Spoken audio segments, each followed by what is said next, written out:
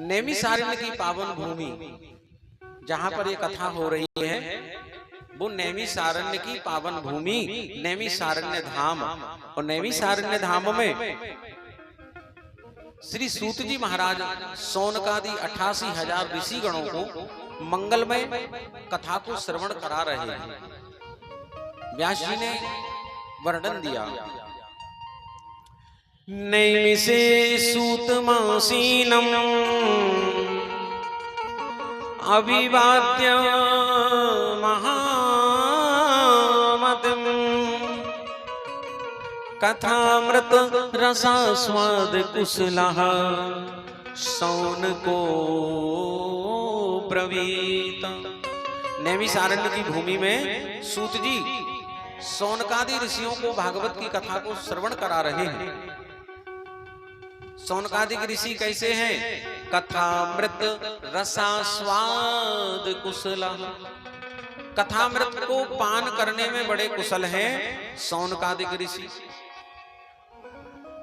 तो 88,000 ऋषि जो नैमिषारण्य में कथा को सुन रहे हैं। इनमें एक प्रधान श्रोता है। हर कथा में एक मुख्य यजमान होता है, एक प्रधान श्रोता, प्रधान यजमान। तो प्रधान यजमान जैसे हमारे यहाँ राय साहब हैं, ऐसे ही नैमिषारण्य में सौनक नाम के ऋषि प्रधान श्रोता हैं। तो सौनक नाम के ऋषि खड़े होकर के हाथ जोड़कर और सूत जी महाराज से निवेदन करते हैं। कहते हैं श्री सौनक जी, अज्ञान ध्वांत विधिवंश कोटि सूर्य समप्रभा सूताख्या ही कथा सारम मम कर्ण रसायनम। हे सूत जी महाराज, आप अज्ञान रूपी अंधकार को नष्ट करने में करोड़ों सूर्यों के समान हैं, करोड़ों सूर्यों के समान हैं। हम आपसे समस्त वेद वेदांतों का, धर्म शास्त्रों का सार सर्वस्व अर्थात कथा सार को सुनना चाहते हैं। और वो कथा सार कैसा हो? मम कर्ण रसायन, मेरे कानों में वो रस घुल जाए, हृदय में समाहित हो जाए, ऐसा रस कथा सार में हो। क्योंकि भक्ति ज्ञान विरागाप्तो विवेको वर्धते महान् माया मोह निरासश्च वैष्णवै क्रियते कथम। जो भक्ति ज्ञान और वैराग्य इनको बढ़ाने वाला, माया और मोह को नष्ट करने वाला ऐसा कथा सार आप हमें श्रवण कराएं। क्योंकि हे सूत जी महाराज, चिंतामणिर लोक सुखम सुरद्रु स्वर्ग संपदम प्रियच्छति गुरु प्रीतो वैकुंठम योगी दुर्लभम। कहा कि हे सूत जी महाराज, चिंतामणि तीनों लोगों का सुख हमें दे सकती है। काऊ किला ने चिंतामणि मिल जाए तो तीनों लोगों के सुख बाय प्राप्त हो सके। सुरद्रु स्वर्ग संपदम, यदि स्वर्ग का कल्प वृक्ष हमें मिल जाए तो स्वर्ग की संपत्ति हमें मिल सकती है। लेकिन हे सूत जी महाराज, प्रियच्छति गुरु प्रीतो, यदि गुरु की कृपा मिल जाए, गुरु से प्रीति हो जाए, तो जो वैकुंठ योगियों के लिए दुर्लभ है वो सहजता से गुरु कृपा से प्राप्त हो सकता है। बोली सद्गुरुदेव भगवान की। सूत जी महाराज ने जब ये सुना, सूत जी बड़े प्रसन्न हुए और सूत जी महाराज ने श्री सौनक जी से और समस्त ऋषियों से कहा, कहते हैं सूत जी महाराज के हे ऋषियों, काल व्याल मुख ग्रास त्रास निर्णास हेतवे श्रीमद् भागवतम शास्त्रम कलौ कीरेण भासितम। हे सौनक जी, काल व्याल मुख ग्रास, कलिकाल में जितने भी प्राणी हैं सब काल के गाल में बैठे हैं। काल के गाल माने अजगर के मुख में। काल व्याल, व्याल माने सर्प। हम सब काल रूपी अजगर के मुख के ग्रास बने हैं, मुंह में बैठे। कब तक जिंदा है बोले? सूत जी कहते तब तक जिंदा है जब तक उस अजगर ने अपने मुंह का ढक्कन बंद नहीं किया। जैसे ही मुंह का ढक्कन बंद और आदमी गोविंदाय नमो नमो। तो अब अजगर से कौन बचाएगा? सूत जी कहते कौन बचाएगा? विचार करिए। अजगर ने किसी को दबा के रखा है और विशाल अजगर है, विशाल। कौन बचाने आएगा? परिवार, पत्नी आएगी? बोले पूछना पड़ेगा। पत्नी से पूछा, कहा बचाओ। तुम्हारे साथ हमने 7-5 वचन लिए, 7 वहावर की है, जीने और मरने की कसमें खाई है, तुम आके बचाओ। पत्नी ने हाथ खड़े कर दिए, सुनो जी, तुम तो मर ही रहे हो, तुम्हें तो अजगर खा ही रहा है। यदि हमें और खा लिया, तुम्हें बचाने गए, और यदि हमें खा लिया तो इन बच्चों का कौन होगा? तो पत्नी ने हाथ खड़े किए, बच्चों से कहा, बेटों से कहा, बेटा तुम बचाओ। बेटों ने भी हाथ खड़े किए, पिताजी तुम्हारी तो जिंदगी पूरी हो गई, हमारे अभी अच्छे दिन आए, हम जवान हो रहे हैं और आप कहते बचाने आओ, अजगर हमें खा गया तब। बेटों ने हाथ खड़े किए। अब कौन? माता पिता की याद आई। माता पिता से भी कहा, लेकिन माता पिता ने भी हाथ खड़े कर दिए। और जब सबने हाथ खड़े कर दिए तब कौन बचाएगा? कि कस्य माता पिता कस्य भार्या सहोदरा ओ अर्थ कालीन संबंध कस्या क्वा परिवेदना। कस्य माता, किसकी माता? कस्य पिता, किसका पिता? कस्य भार्या, किसकी पत्नी? कस्य सहोदरा, किसके नाते और रिश्तेदार? ये सब कब तक?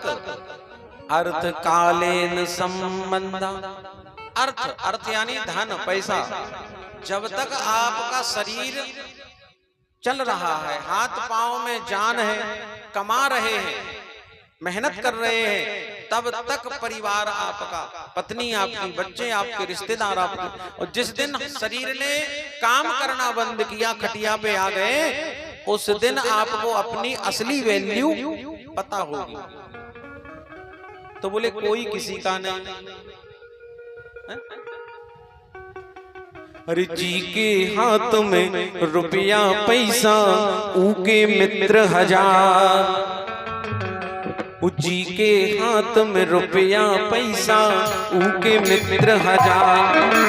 होए गरीबी बदल जात है, होए गरीबी बदल जात है, ना तेरे रिश्तेदार जगत में सब स्वार्थ के यार। जगत में सब स्वार्थ के यार।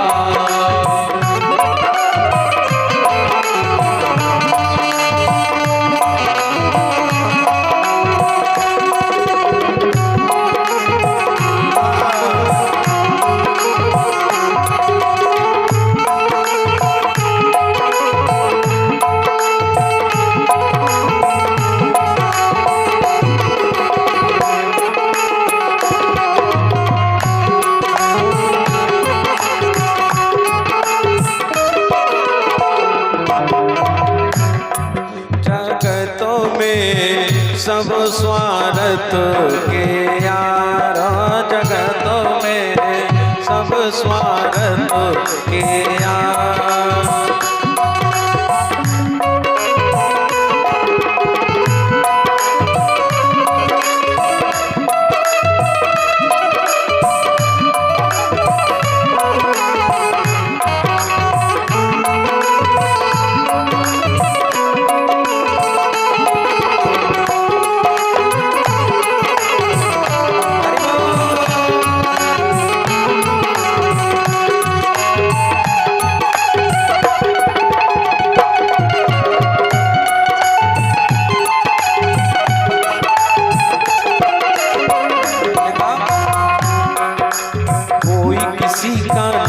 जगत में यह वेदों का सार, कोई किसी का नहीं जगत में यह वेदों का सार।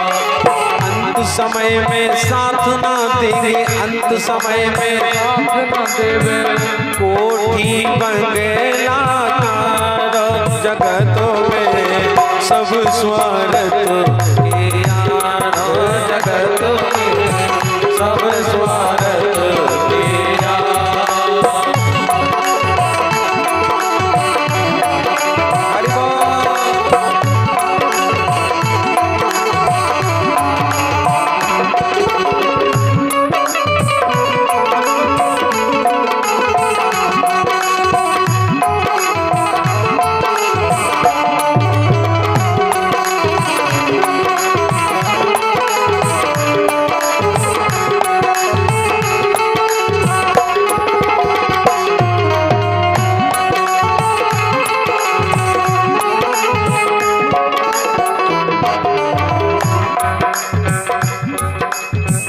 पुण्य में नहीं कोई भी होता हिस्सेदार, पाप पुण्य में नहीं कोई भी होता हिस्सेदार। अंत काल में रूठ न जाए, अंत काल में रूठ न जाए, अपना पालनहार जगतों में, सब स्वार्थ के यार जगतों में, सब स्वार्थ के यार, सब स्वार्थों के यार, सब स्वार्थों के यार जगतों में, सब स्वार्थ के यार जगतों में, सब स्वार्थ के यार जगत में, सब स्वार्थ के यार जगतों में, सब स्वार्थ के यार। बोलो वृंदावन बिहारी लाल की जय हो। महाराज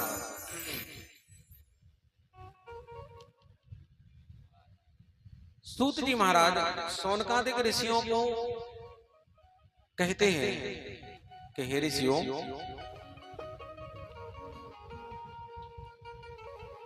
आपने बहुत ही सुंदर बात कही। काल व्याल मुख ग्रास, काल रूपी अजगर के मुख से कौन निकाल सकता है? तो सर्प के दो शत्रु हैं, एक मोर और दूसरा गरुड़।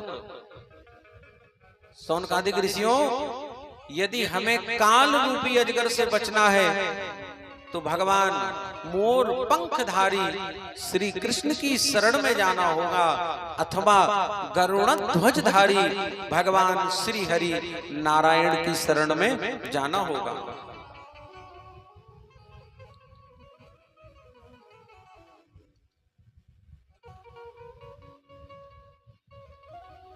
हे शौनकादिक ऋषियों, तुमने कहा कथासार, तो कथासार श्रीमद् भागवत महापुराण ही कथासार है। समस्त वेद वेदांत, 4 वेद, 6 शास्त्र, 17 पुराण, इन सभी का निचोड़ श्रीमद् भागवत महापुराण, जो कथाओं का सार सर्वस्व है। और ये सप्ताह विधि सबसे ज्यादा फलित होती है। सप्ताह सबसे ज्यादा फलित होता है, इसलिए इसको एक सप्ताह यानी 7 दिन में ही पूरा करना होता है। शौनकादिक ऋषि कहते हैं कि हे सूत जी महाराज, श्रीमद् भागवत महापुराण इस सप्ताह विधि कहां से प्रारंभ हुई? 7 दिन में ही चटपट क्यों करते हैं? जब इतना अच्छा ग्रंथ है, इतनी अच्छी कथाएं हैं, तो 7 दिन में ही क्यों? कहां से नियम चला? तब श्री सूत जी कहते हैं कि ये सप्ताह श्रवण विधि नारद जी और सनत कुमार इनका समागम होता है, और यहां पर सनत कुमारों ने नारद जी को सप्ताह श्रवण विधि की महिमा बताई। शौनक जी कहते हैं कि हे सूत जी, नारद जी को जग जानता है कि एक जगह टिकते नहीं है, रुकते नहीं है, और सनत कुमारों को जग जानता है कि सनत कुमार इधर उधर भटकते नहीं है, ज्यादा इधर उधर जाते नहीं, वो बद्रीनाथ में रहते हैं। तो लोग विग्रह मुक्तस्य नारदस्य स्थिरस्य च विधि श्रवे कुतः प्रीति संयोगा कुत्र तैसः। इन दोनों का समागम कहां हुआ?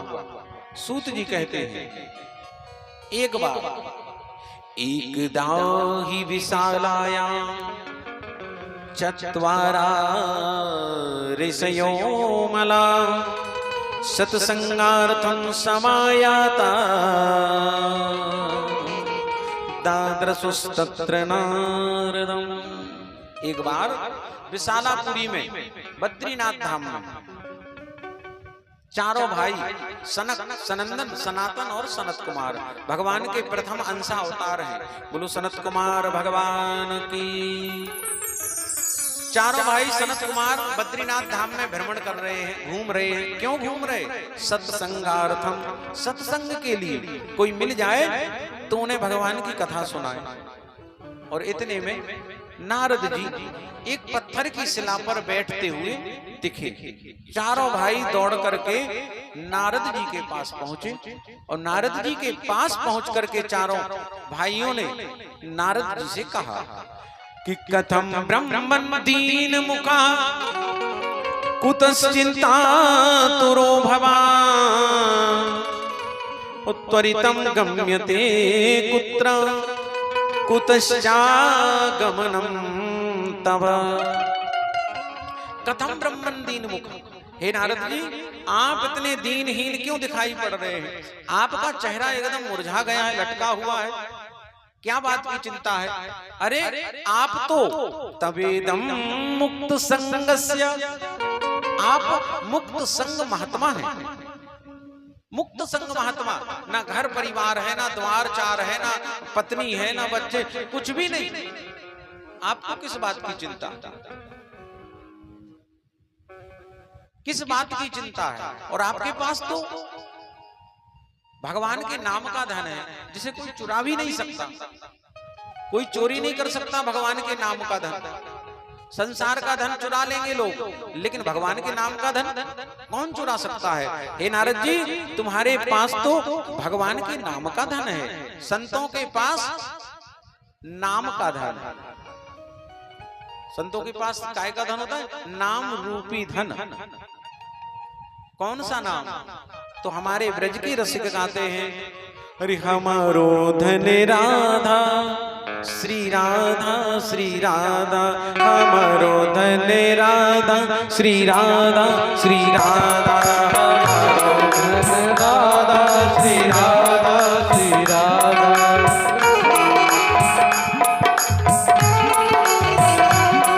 हमारो धन राधा श्री राधा श्री राधा, हमारो धन राधा श्री राधा श्री राधा।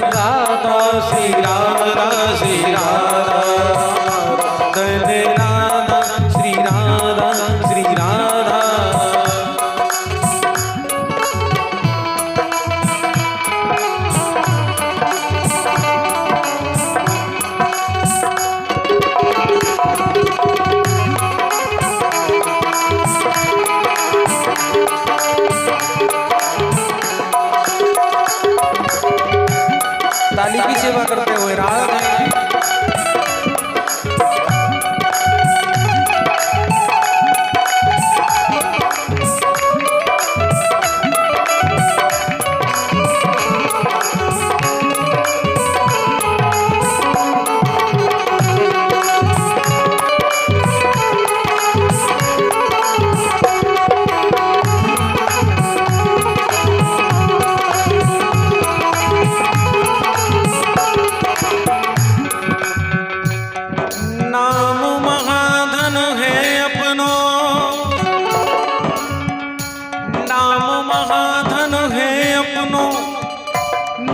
दूसरी संपत्ति और कमानी, छोड़ अटारी अटा जग के, हमको कुटिया ब्रज माही बनानी, हमको कुटिया ब्रज माही बनानी, हमको कुटिया ब्रज माही बनानी, हमको कुटिया ब्रज माही बनानी। हमारो धन राधा श्री राधा श्री राधा, हमारो धन राधा श्री राधा श्री राधा, बरसाने वाली राधा राधा राधा राधा राधा, बरसाने वाली राधा राधा राधा राधा राधा, श्याम धनी राधा श्री राधा श्री राधा, श्याम धनी श्री राधा श्री राधा, श्याम धनी राधा श्री राधा श्री राधा श्री राधा श्री राधा श्री राधा श्री राधा श्री राधा श्री राधा। बोलो राधा माधव सरकार की, प्रेम से बोली राधे राधे। महाराज सनत कुमार कहते हैं, नारद तुम्हारे पास तो भगवान के नाम का धन है और तुम चिंता में हो, क्या बात है, हमसे कहो।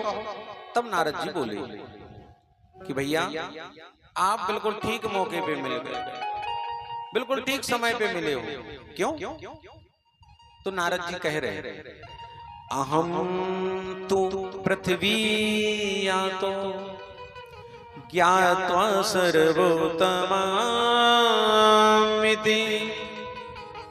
पुष्करं च प्रयागं च काशीं गोदावरीं तथा। भैया मैं शांति पाने की कामना, शांति के लिए, सत्संग के लिए और धरती पे आया। अहम तू पृथ्वी या तो, पृथ्वी पे आया, लेकिन कहीं शांति सत्संग नहीं। कहां कहां गए महाराज?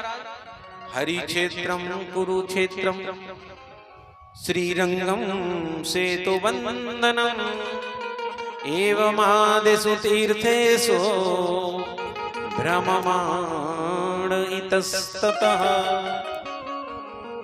हरि क्षेत्र गया, कुरुक्षेत्र गया, सेतुबंध, श्रीरंग, रामेश्वर, कहां नहीं गया, लेकिन कहीं भी शांति सत्संग नहीं मिला। सनत कुमार कहते तीर्थों में नहीं मिला। बोले महाराज पुष्करम च प्रयागम च काशीम गोदावरीम तथा। मैं पुष्कर में गया, प्रयागराज गया, मैं काशी में गया, कहीं शांति और सत्संग नहीं मिला तीर्थों में। सनत कुमार कहते नारद यदि तुम्हें तीर्थों में शांति नहीं मिली, तुम आश्रमों में चले जाते, जो साधु संतों के आश्रम है उनके यहाँ जाते, आश्रमों में शांति मिलती। तब नारद जी कहते हैं, ना पश्यम कुत्रचित् शर्मा मनः संतोष कारकम कलिना धर्म मित्रेण धरेयं बाधिता धुना।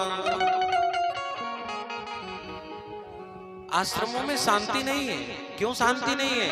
क्योंकि साधु संतों ने कलिकाल में कलयुग को अपना मित्र बना लिया, कलयुग को अपना मित्र बना लिया है। कहते हैं ना योगी नैव सिद्धो वा। श्री नारद जी कहते हैं कि हे भैया, ना योगी नैव सिद्धो वा ना ज्ञानी सत्क्रियो नरा। कलिदावानलीनाद्य साधनम भस्मतांगतम्। कलयुग में ना कोई योगी है, ना कोई सिद्ध है, ना ज्ञानी है, ना कोई सत्क्रिया करने वाला संत है। सब कलयुग के प्रभाव में, कलयुग ने सबको जला के रखा है, कोई सुरक्षित नहीं है। सनत कुमार कहते हैं नारद, यदि आश्रमों में तुम्हें शांति नहीं मिली, तुम गृहस्थ परिवारों में जाते। गृहस्थ परिवार जहां पर दादा दादी है, माता पिता है, पति पत्नी है, बच्चे हैं, ऐसे भरे पूरे परिवार में तुम्हें शांति और सत्संग मिलता। नारद जी बोले, मैं वहां भी गया था, गृहस्थ परिवारों में भी शांति और सत्संग नहीं है। कह रहे हैं श्री नारद जी कि तरुणी प्रभुता गे श्यालको बुद्धिदायका कन्याया विक्रीणियो लोभाद दंपतीनां च कल्कनम्। तरुणी प्रभुता गे, गृहस्थ परिवारों में भी शांति नहीं है, क्रांति मची है। क्यों क्रांति है? कारण बोले तरुणी प्रभुता गेहे, घर में बड़ी बहू की चलती है। किसकी चल रही? बड़ी बहू की चलती है। बड़ी बहू की चलती। सनत कुमार बोले, नारद अच्छी बात है, यदि सास बूढ़ी हो गई है, सास वृद्ध हो गई है, तो घर में बड़ी बहू की ही चलनी चाहिए। नारद जी बोले, भैया यदि घर में कोई बड़ा आयोजन है, कोई सांस्कृतिक कार्यक्रम है, धार्मिक अनुष्ठान है, विवाह कार्यक्रम है, तो क्या बड़े बूढ़ों की सलाह नहीं लेनी चाहिए? बड़े बूढ़ों की सलाह लेनी चाहिए कि नहीं? सनत कुमार कहते, नारद बड़े बूढ़ों की सलाह हमेशा लेनी चाहिए। बड़े बूढ़े, उनके पास अनुभव होता है। कहते हैं पेड़ बूढ़ा ही सही, पेड़ बूढ़ा ही सही, फल नहीं छांव तो देगा। यदि कोई वृद्ध है, काम नहीं करता, कुछ बस की नहीं है, घर में बैठे हैं, तो कम से कम उनकी छाया तो है, छत्र छाया तो है। तो बोले बूढ़ों से नहीं पूछा जाता। फिर बोले श्याल को बुद्धिदायक, जो उस घर का साला है वो सलाहकार बना है।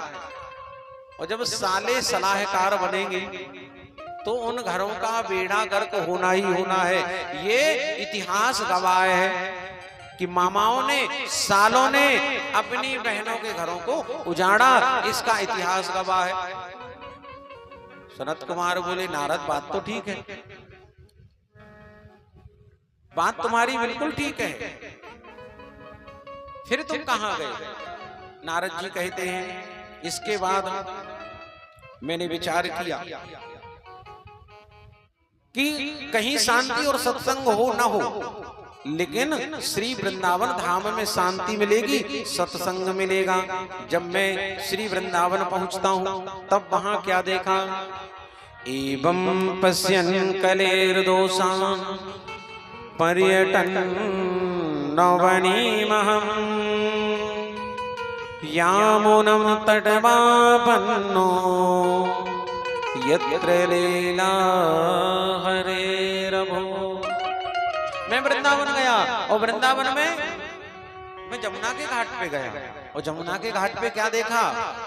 एक तरुणी, एक जवान स्त्री, एका तू तरुणी तत्र निसन्ना खिन्न मानसा वृद्धौ तौ पतितौ पार्श्वे निःश्वसन्तावचेतसः